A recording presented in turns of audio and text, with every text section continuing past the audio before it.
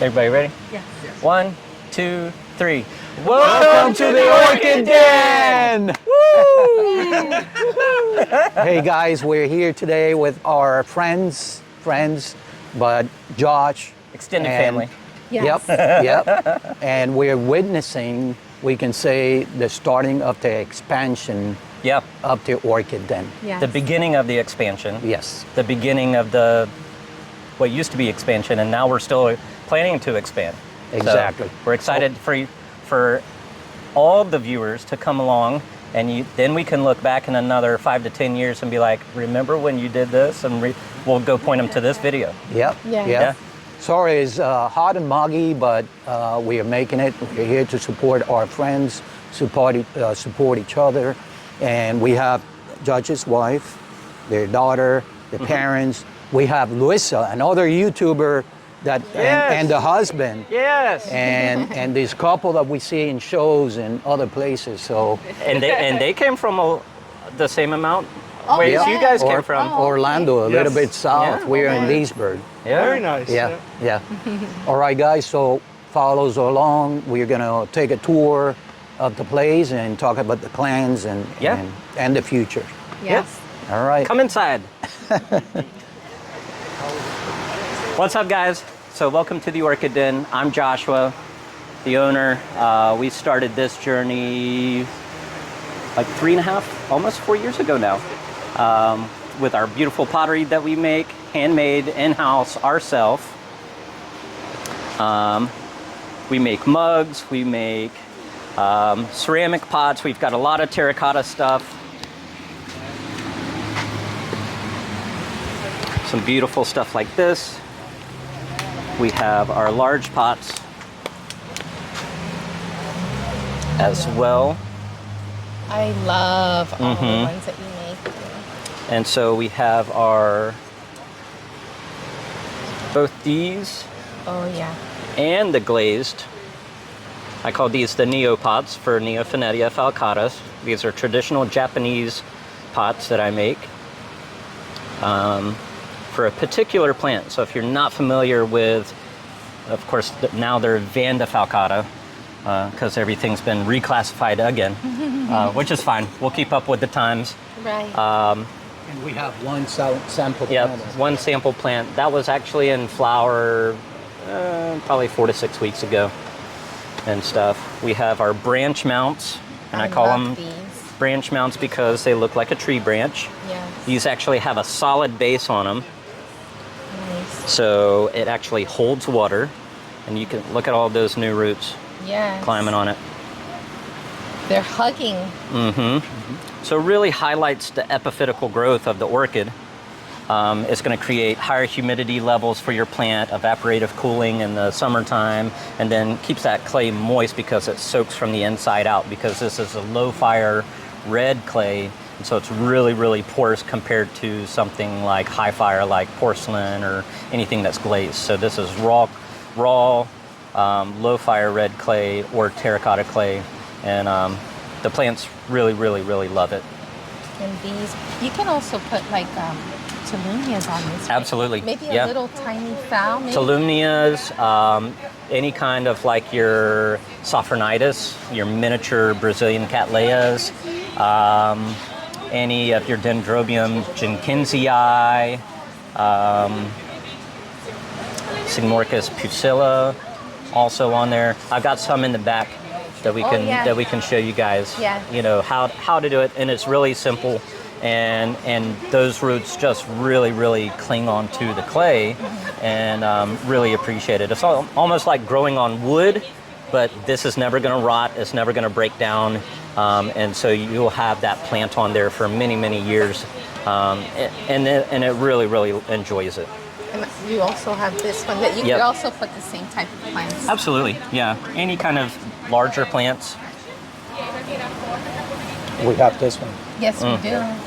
I call these my lily pads because they look like a little lily pad for the frogs. And then you can also hang them this way.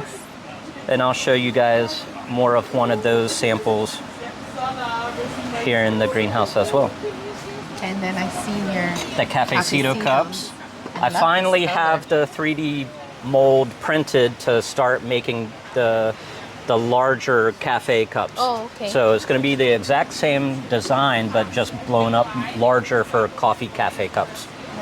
Nice. And remember, all of this is made by hand. All made by By hand. our artists And here? house. Yep. Yes.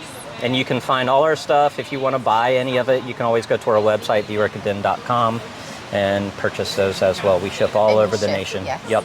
Good. Yep. Good. And then if you have a one-stop shop as well. We're trying to implement some, time release fertilizer, some water soluble fertilizer. I like the Peters Excel 15515 because it has a calcium and magnesium already in there, so you don't have to supplement. It's just a one watering kind of, and we fertilize everything on Mondays here. Okay. Now, when we do repot, we do sprinkle some of the time release in there as well, and then when we fertilize on Mondays, it gets fertilized on top of this as well, Okay. and it's been really like helping the plants grow. And then, of course, I'm working on my new lecture for next year that's talking about ways to stimulate root growth and how do we grow roots and different types of roots, because we don't have just one type of orchids. We have lithophytes, terrestrial, and epiphytes. So it's really interesting to dive deeper into some of the science. How can we stimulate root growth? Because without roots, we don't have a plant. Without roots and plant, we don't have a flower. And but also, how can we make those flowers bigger in the long run by the fertilizer we use and the types of fertilizer we use as well. And you'll notify us when you're going to have all this information for everyone. That'll be my lecture at the beginning of the year, so you can catch me at orchid societies all around Florida. If you're an orchid society that needs a speaker, give me a shout. We Yes. discussed the information. Yes. So hopefully Brian is going to call you. Yeah. Mid-Lake Orchid Society. Yeah, because this is our full-time job. So we teach all over Florida. We try to teach anybody we can. Right. Yeah, to bring a younger generation into this hobby. Right. For, not only but for conservation purposes too. Conservation, education are really, really important to us. Right. Yeah. Well, hopefully you also come up with more Yes. things. Oh yeah, we have like four new designs. We're moving towards slip casting everything so we can be a lot more productive. Okay. So instead of like making 50 pots a week, we can make like 50 pots a day. Okay. That's And a then lot. kind of make them more affordable and be more competitive in our pricing as well. Yeah. Yeah. Now we're going to look at the plant. Yeah, come check out the plants. We're going to start right here because I love the Dendrobium. I love it. And it was up here with along with the cochleata over there. Yep. Actually, this is a cochleata hybrid, but it's green hornet, which hasn't been used a lot in hybridizing, so that's why I'm using this one instead of cochleata and hybridizing. But it looks really, really, really So similar. I think I got one from you, but it's a bigger flower. Yes. And this thing keeps blooming and blooming and Oh blooming. yeah. Now they're it's almost stopped, like but sequential. Sequential, And right? This has been flowering since the spring. There And you so go. you can see like with the spike, it just keeps getting larger and larger and larger, Yeah. taller and taller and taller, Yeah. and it still has more flowers coming up at the top. Yeah. That's one of the reasons I love this. Absolutely. And this is, look at this. Little octopus. Yeah. This is a beauty. Yeah. This is from your own personal collection? Yep, this is my personal collection. Not for sale. I actually won that as a prize from an orchid society, and came in a 4-inch pot, and just over the last few years it's grown to that big. Nice. So, Back to the Dendrobium. yeah. This one is Magna. not for sale yet. Not for. I do Not have yet. some in the back. This one's not for sale. This is going to be our sample plant, and we were talking about you got to shake the gnats and the flies off of the flowers before you start smelling it, because You heard that, Vicky? I know. I went to sniff it the other day and I inhaled a couple gnats, and that's okay. It's just a little extra protein, but they do. They have such small flowers. You have to have a small pollinator, but they They are so Yeah, I fragrant know. and pleasantly fragrant. That's always an important tip to add. And I was saying, even when the flower, because the flower is inside the shell, right? We can call it a shell, Yeah, like a sheath almost. a sheath. And even when the flower inside falls up, it looks beautiful. Yeah. Yeah. It's Nice. such a small flower. I don't know. Most of these guys are probably cloned because I don't know how anybody, even with glasses, can pollinate something that small. Yeah. I mean, imagine how small that pollen is on there. It's Which is beautiful. really cool. Yeah. This is a really beautiful. This is a really beautiful Phragmipedium. Okay. It's going to be flowering soon, and it's going to be more of a multifloral. But it's a beautiful red. Oh, wow. Yeah. So hopefully it'll open soon because I do still have some Xerophyticum mexicana, which is a really small species from Mexico, but it's also in the Pathfrag family. Okay. So really miniature flower that's white crossed with a red flower. So speaking about frags and paths, what's the care? You have it in moss. I have it in moss. I grow these guys. I have it over here just because it gets a little bit of morning sun, but other than that, it's covered during the day. I tend to grow them in lower light conditions. I used to grow everything really bright, and because everybody teaches you, hey, if you don't have enough light, then your plant's not going to flower. Something in here where you can't even see a strong shadow over your plant is even better because it's still getting, with 2 layers of frost plastic on the greenhouse here, we're still getting 3,500 foot candles. That's why these guys are so handy. Oh. You can get these on Amazon. Is that and it's right? just a light meter, put it on FC for foot candles.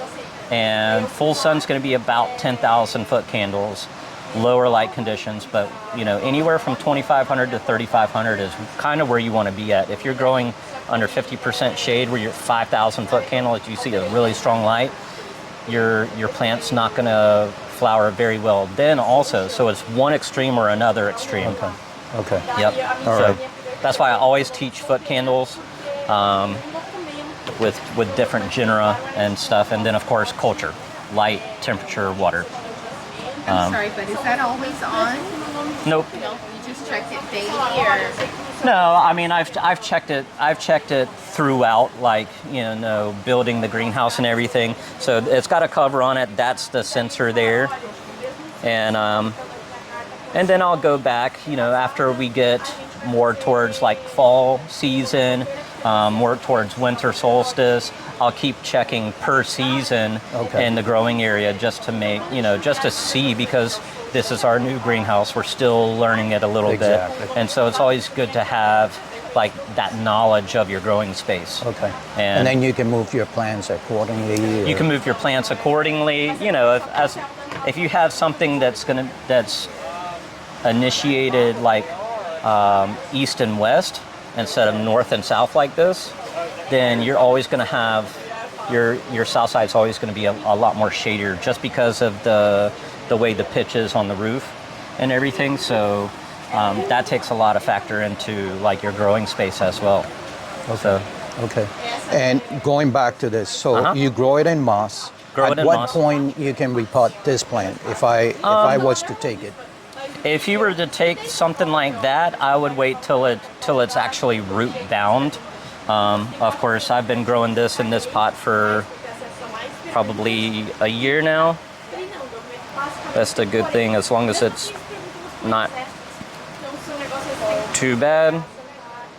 Look at the nice new roots. You can see new tips. Yep. There's new roots there. You can kind of see. So I would leave. I'm a big advocate. Hey man, if you're in doubt, go check your roots. If you just repotted it last year, it probably doesn't need to be repotted this year. So usually about 2 to 3 years, repotting is needed. just to make sure that your media is not rotten or there's any bugs in your media, especially if you're growing in bark. Now, if you're growing in like sphagnum does have antifungal properties to it at the beginning. Then it starts to break down, but it just really depends on how much you pack it or how loosely you pack it to how much water it retains. So right. And then if you grow in moss, you got to be careful with the watering. Absolutely, yeah. So like now that we've gone to growing very bright to something that's more commercial, we're only watering like 1 to 2 times a week now. Okay. Yeah. So moss. Yeah. You pretty much. And a lot of the stuff that we have potted up in moss, we put towards the back, because then while we're watering the cattleyas and dendrobiums and other stuff that are getting frequently watered, we don't have to even touch the moss grown stuff. Cool. Yeah. But super easy to grow. The main thing with paths and frags is going to be more light and temperature. Especially with your frags, it's going to be more temperature, because you do have intermediate frags and paths and warm growing paths and frags as well. So the main thing is to learn the culture of your specific species or hybrid you're growing, and then.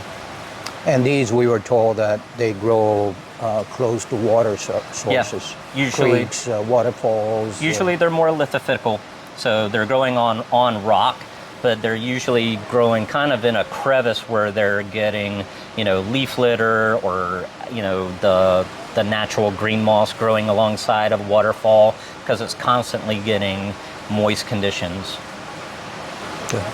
Good. Yep. All right. Can't wait for this one to open. So we'll have to send you guys a photo when it does, and then show you the 2 different flowers that we're going to hybridize together, which will be really, really cool, because it'll be a compact path frag mix, and maybe we'll get a lot of different color variation as well, because one's white and one's red, and so we might get some oranges or reds or pinks or whatever. You never know. Yeah. Cool. Yeah. Cool. So nice. We've got a bunch of phals and dendrobiums here. Some of your basic stuff. We're the only orchid grower in North Florida, so we're trying to cater to everybody. And like how I started is someone gave me a phalaenopsis, and I had no clue how to grow it. So back in the dial-up days, I'm like, how do I, AOL. Yeah, and go get coffee and and then someone calls, and then you get kicked off. And so that we want to cater towards everybody. We want people to learn about how to take care of plants. We want to teach people culture of the plants, and a lot of people buy phals as their first orchid, and then they get hooked from there, and then they come back and buy more. And so we want to have this. Will eventually, not to step too much in the future, but this will eventually be our showroom education space when we build our other greenhouse, and that will strictly be growing space. And then we'll have a lot more room to walk around in here and sit down and talk, and maybe have a little bit more climate control in here for the summer. I was going to say, yeah, maybe we'll see. We'll see. Yeah, you will. You will. But going back to this, it's like Scarface, right? First you get your phals, then you move on to what? Yeah. Dendrobiums. Like he says, first you get the money, then you get the power, then you get the women. Yeah. So in orchids, is first you get your phals and dendrobiums. And then usually if someone says, my first question is, are you growing inside or outside, right? And then my second question is, what type of plant do you already have? Because if someone already has like a phalaenopsis, we can make what I call a lateral move in culture to a different genera, to maybe an oncidium that still likes to stay moist, still likes lower light conditions, something that's going to flower maybe a couple times a year as well. And so you can grow those in the same climate, in the same area, and not have to go from a phalaenopsis to cattleya culture. you know. Right. Or if someone's saying, oh, I'm familiar, I have one of these at home, then we can say, okay, it's a hard cane dendrobium, which is very similar to Cattleya culture as well. So we try to make a horizontal lateral move, yeah. Right. And then, you know, then it kind of stirs their affections for the orchids more, and they're like, hey, cool, I have 2 types of orchids now instead of just like 20 Phalaenopsis, which there's nothing wrong with 20 Phalaenopsis. It's beautiful. Right. Right. But it's the whole education aspect and as well. And this is the place to get it. This is the person to get it, that education. Are these the ones that you had at home? Yeah, so that's what we call the antelope dendrobium. They're called antelope dendrobiums because they have the twisted petals like antelope horns. The scientific section of this dendrobium is spatulata. Okay. So it's a spatulata dendrobium. That's a hybrid between antenatum and Strepsiceras. Strepsiceras usually is kind of more like tangerinum. It'll have like more of an orangey color to it. Antenatum is this little guy that's right behind you. Oh yeah, wow. So you can kind of see, you know, and it has the green twisted petals. So you can kind of see like with an orange flower and this flower, kind of how it gets that nice orange petals here, yeah. But it also has the coloring on the lip as well, as well as the form. Most spatulata section dendrobiums have fairly similar flowers on them.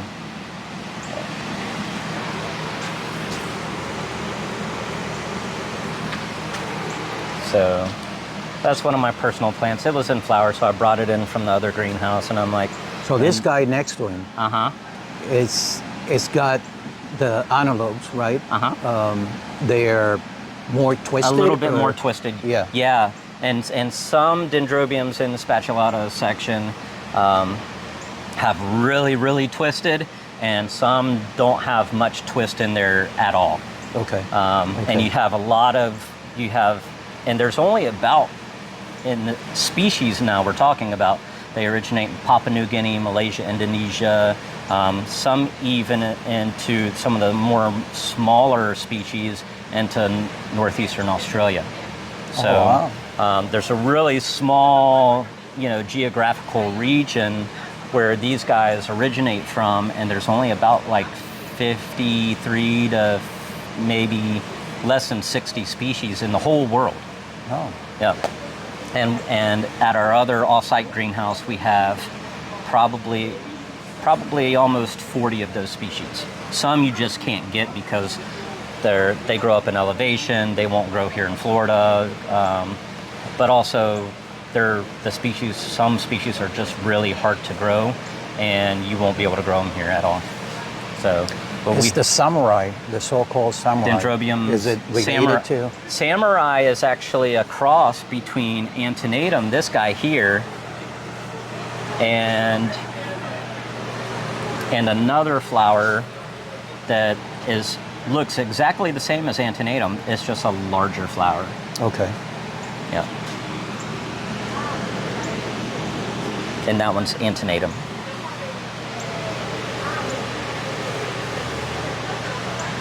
We're working on getting some of those guys divided and repotted so we can have those available next year.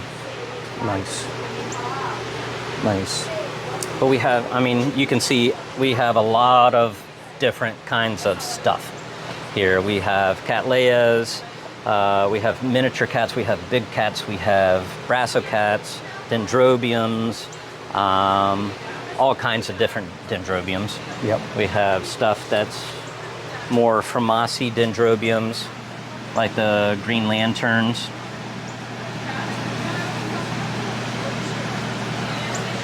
So that's the Formaceae section, and you can tell it's from the section Formaceae of dendrobium because it has the little black hairs on the canes. So that's how you tell it's in the Formaceae section. Oh, there you go. Fussiness. Oh, You're always fuzzy. asking about The little black fuzzy Yep, hairs on there. Yes. Mm-hmm. because she's always asking, and nobody seems to answer the straight answer. Is it because you know? Yep. And here's they, a different one here. You do can they? see all the nice. Yeah, yeah. Do they develop that for bugs? I'm not sure Or- if it serves a particular function.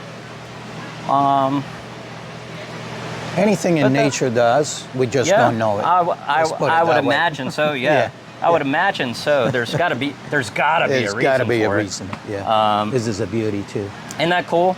That's one of our personal plants, and just opened a couple days ago. And so we're actually, I was talking with some people here yesterday about crossing this guy because it's a primary hybrid, which means two species crossed together.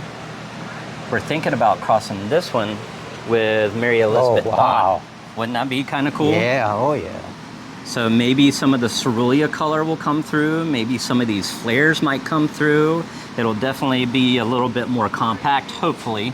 But I'm hoping some of that flaring and that cerulean color Yeah. will come through on that.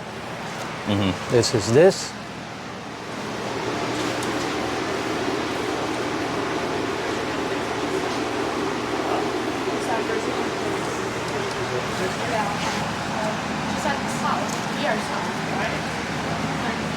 It smells delicious too.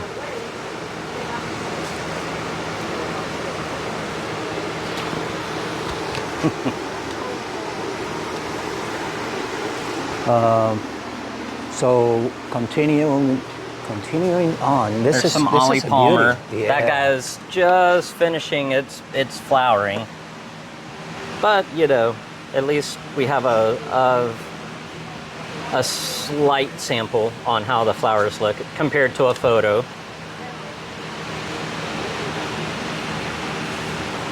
And those guys are in 6-inch pots. We just repotted a lot of our Dendrobium spectabilis. Yeah. We got one from you. It's Yeah. doing beautifully. Yep. Yeah. Very And nice. so we grow these guys in bark because this is more of a Latori type Dendrobium. Dendrobiums, if you haven't noticed yet, are my favorite. yeah. But also, there's so many different subsections of Dendrobium that it's like you can't treat like a Dendrobium section Dendrobium the same as a Latori section or the same as a Australian type Dendrobium as well. So that's why we're big on culture. These guys are amazing. Here's what the flower looks like. These guys flower in the springtime. And these guys are in section Dendrobium of Dendrobium, which confuses a lot of people. They're like, oh yeah, I know that's a Dendrobium. No, there's a section of Dendrobium called Dendrobium.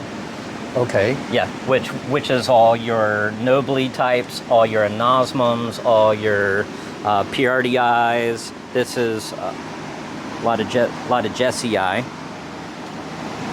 And these hang, right? Yep, they're more pendulous. Yep. Little It's- flowers. The Right. flowers are about this size, yeah. About the same size, It's yeah. almost like a quarter, Mm-hmm. not Yeah, the size of a quarter. a quarter, Yeah. but a little bit more. Yeah. It's really pretty. Mm-hmm. We've got some Australian type Dendrobiums. This actually has a little, I think it's like maybe 2% spatulata section of Caneliculatum in it. So this is a hybrid. And that's the flower right there. Mm-hmm. And these are fragrant. So it's Kingianum, Speciosum, a little bit of Caneliculatum, and I think one more kind of something in there. Sounds like an expensive drink Yeah. at a bar. Like a pina colada. Can I have a Caneliculata? Yes, with a splash. Yeah. It's shaken or stirred, Shaken. Yep. right? Oh, look at Isn't that cool? this. Smell? More at night. I kind of smell Isn't a little this, bit of That's Epidendrum nocturnum. Oh, okay. The name says it Okay. there. Yep. Oh. But this flower just opened. The plant's been rattled around. It definitely needs a repotting. This is out of our personal collection, so it needs a good repotting. And I might use this pollen with another flower type just to see what happens. Right. You know, that's what we like to do. We like to have fun. Like a completely different plant, flower altogether. Like in the Cattleya family. Oh, okay. Yeah. Yeah, because like a lot with your epidendrums, they don't really cross much with. You definitely can't cross them with Dendrobium or Phalaenopsis, or so you kind of have to keep them kind of intergeneric together. I was looking at this here. Yeah, it's beautiful. Mm-hmm. Very beautiful. That's Brassilalia amethyst stars, I believe, or amethyst, straight amethyst. This is amethyst stars, which is a Cattleya. And this guy has like almost a spicy fragrance to him. Really? I think we might have, Oh, yeah. you know what it reminds me of? A freshly rolled Cuban cigar. You think? I don't know. It takes me back to. Oh my gosh! It just takes me back to a smell from when I was a you're right. It's Almost like that tobacco, like that fresh tobacco spicy smell to it. You know? Yeah. Isn't that crazy though? Delicious. Yeah. I know, and we were just talking about food earlier and I spices know. and everything. Look how pretty this is. So that's a pyloric flower, which means that the petals are Yes. going to mimic the actual lip. Okay. So you can see the flaring on the petals on the Yes. side, just like the lip has. So we would consider that more of a pyloric flower, Oh, okay. Mm-hmm. And this which one, is a sign of a mutation. Oh. Mm-hmm. So it was.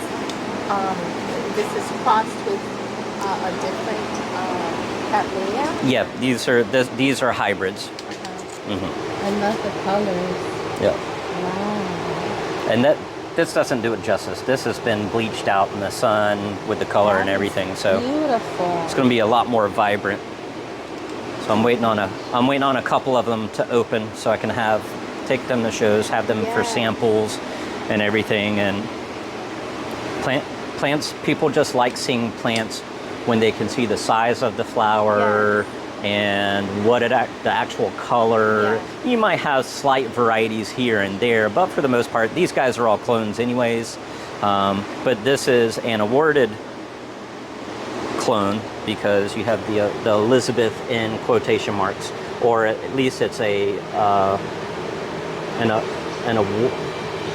different type of flower for it, and not your typical flower.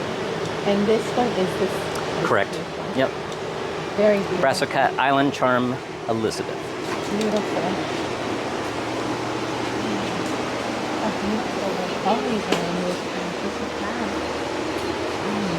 What is this tiny thing here? This is Dendrobium Tiny Twister. Yep. And that's actually, I believe, don't hold me to it, guys. I believe that's a primary hybrid between Coronii and Merbellianum. Coronii is a really, really small, what we call a tea tree orchid that occurs naturally in Australia. And then Merbellianum occurs more along the Solomon Islands, not too far from there. I'm sure Coronii also grows in the Solomon Islands as well, but more so in Australia. Can these be mounted on the lily pads? Absolutely, yeah. Or even the branch mounts. Okay. Yep. Okay. Because they will, they will get a little bit taller. Okay. Just because of the Merbellianum. Merbellianum gets like at least 3 feet tall. Okay. Coronii actually stays really, really small, like Canaliculatum, which I'll show you the size of Caneliculatum that I've got hanging up the front there later as well. Good to know that you can mount that Yeah. Yep. on either one, the pad or the... Yeah, lily pad, branch mounts will be perfect for them. I think you were going to show me something back there also. Mm-hmm. But are these similar to the one that we just saw over there? A lot of Dendrobium, a lot of Jessii. So all of these guys are like are Parishii. I've got some anosmum. I've got some hybrids. So my what I wanted is to have a waterfall of flowers in the springtime that's gonna just look amazing. So we put up some cattle panel and started hanging a bunch because these guys do start growing up and then they become more pendulous. And so that's the best way to grow these guys. Here, they do go deciduous in the winter, so they're gonna drop all their leaves. And then in the springtime, they're gonna flower on the newly leafless canes. And then you also give your clients an idea that they can actually get something Absolutely. like this, Yeah. and put an array of the plants like that and Yeah. have them hanging, which is really pretty. Absolutely. Are these considered soft cane or hard cane dendrobiums? Soft cane. Soft cane. Soft right? cane, yep. Right. Which is going to be all your Dendrobium section Dendrobiums. And I've got a couple personal plants in here. Check these guys out. Variegated leaf Dendrobium nobile. Very nice. Very pretty. So these are a couple kikis off a What's plant. the difference in the flower? Is the flower No the difference. same? Really? Flower's the same, it's just the plant growth. The leaves are variegated. Oh. And you can see 2 new growths coming out there. So Yes. it's happy. Yes. This is a personal plant that I brought back from Brazil, from Raquel and I's partial collection over there. So, and I got 2 kikis, so I'm waiting to propagate by division, which is great. So we'll have a lot of, hopefully, and there's like probably a few different hybrids, but like 5 different species up in here. So they're all mixed and matched and everything. Isn't that cool? Yes. This is a personal plant too. This is called Dendrobium senile. Oh my gosh. They named it after me because I'm senile. Well, I'm older than you, so I might be Sergio senile. But isn't that cool how it has the fuzz Everywhere. on the canes? And the on the leaves also. Yep, the leaves are nice and fuzzy too. Look at that. It almost looks like a little like a succulent. Yeah. Yeah. Yeah, Yeah, almost the like one of tag. those monkey tail cactuses, you know? Yes. You see the tag?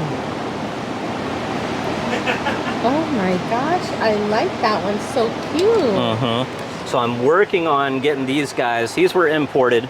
A lot of times when you import plants, they don't have that root structure. Yeah. And these guys are really, really complicated to grow in also. And so I'm trying to get this flower because cross with like Dendrobium venustum or something that's in the Polystachia family. Because then Polystachia and venustum all have almost looks like a fuzzy lip. Okay. So with the fuzzy lip and then the fuzzy growth, hopefully that'll carry through, and then we can name it Fuzzy Wuzzy or something silly like that. Wuzzy Wuzzy Peach there. Fuzz or something And like that. How long will it take you to when you cross it and Usually from conception, just the seed pod growth will take about 5 months. Okay. And then we send it out to our friend that does all our laboratory work for us because we're just too busy to do that as well. And then about 5 years, so from seed, from crossing conception to flower is usually 5 years to 7 years. Okay. Yeah. Yep. And this beauty we got from you too, and it's similar to this. Yes. Similar to The this. popcorn. Yeah, Oncidium popcorn. Yep. Yeah. And it blooms, it lasts for a long time. Yeah, the flowers last for a long time. Yeah. And we've got some potted up in here. Yes. We were talking about the VICKY'S. Yes. And so this is Dendrobium jenkinsii, which is really close closely related to Lindleyi or aggregatum. You can see the flower looks really, really similar to them. But these are all blooming size divisions. And they continue to grow much more? Or? Oh yeah. Oh yeah. Yeah. Just like this. Oh, okay. So and how about, it'll completely consume the mount. And from here, you're able to make other babies from there, or it's best Well, to you just can keep them? divide. No, you divide. can make a division. Yeah. Oh, okay. You just gotta, like when you have a plant this large, Yeah. you gotta find out where the newest growth and then count back. Usually about 4 with something small like this, and especially if you're ripping it off a mount to Yes. make a division. Yes. I try to go about 4 to 5 pieces, pseudobulbs or canes when I make any divisions. Because the plant looks so attractive like that also. Yeah, and when they flowered, then the flowers are, the size of a quarter on these guys. So they're not horribly small. No. We're talking about, some of the phalaenopsis and the other stuff we have to offer, some oncidiums. We do have, hey, you guys notice this guy here? Oh, that's beautiful. Yep. This guy is just opening. Yeah. A lot smaller flower than what you guys have. Yeah. You guys have had one that's been like line bred to have a larger flowers and more robust plants over the years. These are more of like the natural Florida natives, like more, we say Florida natives, they don't occur all around Florida, mainly just like south Florida. Oh, really? Key West, and then more so into like some of the other islands, in the Caribbean. Oh, okay. As well. But we try to carry a little bit of everything. You know me, I'm an orchid addict, so we try to cater to everybody's needs. We try to have stuff, of course, always that's going to flower here in Florida. Yeah. Sequential bloomers, stuff that I love, stuff that everybody else just loves, but also try to bring in the beginner as well, Right. And not shoot too much scientific stuff over their head, and be relatable as well. Right. So we're going to talk about, before we wrap it up, Yes. the future plans. He's got plenty of land here. Yeah. So we're on 1.6 acres. This is just our first greenhouse. This will eventually become our showroom and our education space. And then, so we have next month, hopefully next month, we'll see. We have another 1,800 square foot greenhouse coming that we'll be building throughout the winter while doing some shows and everything. And that'll be our main growing area. And that's going to be all the way out to the fence out there. So we have enough room to have at least 10,000 square foot of growing space out here, which isn't much. That's only five big greenhouses out there. But then, we have our pottery studio. We're going to build a house out back and have a larger metal building for our pottery studio there as well. So all your love and support from you guys and from you guys as well is very, very much appreciated. We started this business with just some clay, some dirt, and we've built it and we've really, really love our clients, love our supporters. We love our future clients and future supporters as well. We love to educate, we love to teach, but we like to have fun too. Right. Because this is a I call it like a traveling circus, because a lot of us go around and we do the same shows, and we have a lot of the same friends, and so we're one big dysfunctional family. But we love each other and we appreciate each other, and so come on, join us, because like I said earlier, in another 5 years, everybody's going to be like, remember when you had your first open house? And I'm going to be like, yes, can you believe that we've done all this now? Exactly. And it's not by our doing, it's by y'all and the followers and the people that love us and support us, and that we get a chance to educate and share our lives with. Right. Because you really become part of the family Right. when you get into this hobby and you start talking to the same people and everything, and then it's like, you know, go to different societies and share your life, and you know, your ups and everybody sees your ups and downs because Exactly, we're in the yeah. public spotlight now. Right, right. But we love it. We love what we do. We appreciate it more than all of y'all know. And let me ask you, to come here, do you have like certain days that you open, certain times? Yeah, and we'll be posting more on that online as well. So if anybody Googles the Orchid Den, you can kind of see our time frame and hours of operation. But basically Tuesday through Saturday, 9 to 5, and then Sunday 12 to 4. Okay. Or 12 to 5. We haven't really thought about that too much on Sunday, but we're definitely open for business up here in Jacksonville and North Florida. Come get your orchid fix. Come get your pottery fix. If you need media or, you know, plastic pots, we have those. We can get for you as well. Good. Yeah. Good. Yeah. Good. And will you be attending any of the shows? Yes, we have show season starting. Fall season is starting to come back Yes. on. We're going to be at Orchids in Bloom Okay. in a couple weeks. And then November, I think, is like Sawgrass down more towards Coral Springs. Yes. And then we have, next month in October, we have the Rare Plant Festival down at the Redland Fruit and Spice Park okay. in There you Homestead. We'll probably be at OFI next month as well, so go check them out, OFI Yes. International. They sell orchid supplies and stuff as well. Good friends of ours. I've known them for many, many, many years. And then, not Port St. Lucie, Fort Pierce. Okay. I think Fort Pierce has their show in December, and then we're off to Christmas and New Year's, and then we might have another like orchid sale probably at the beginning of the year because it'll be our 1 year anniversary. Oh, nice. New Year's Day.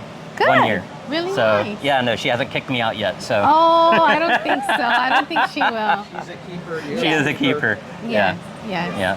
So Good. Well, I'm really happy for you and your dream. yeah, absolutely. It's no longer a dream; it's a reality now. Yeah. And we wish you the best. Thank And you. of course, we're going to be coming to visit you. Absolutely. You guys are welcome anytime. And if Thank you have any you. questions, theorchidden.com, 904-434-2181. Call or text.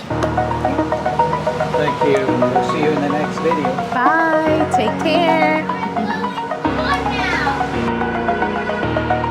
Over the edge, feel like I'm floating through the air. The pain I felt is paid for, all is said and done. Oh, I am restricted, fixed upon the web. I need to kick the habit that my mind is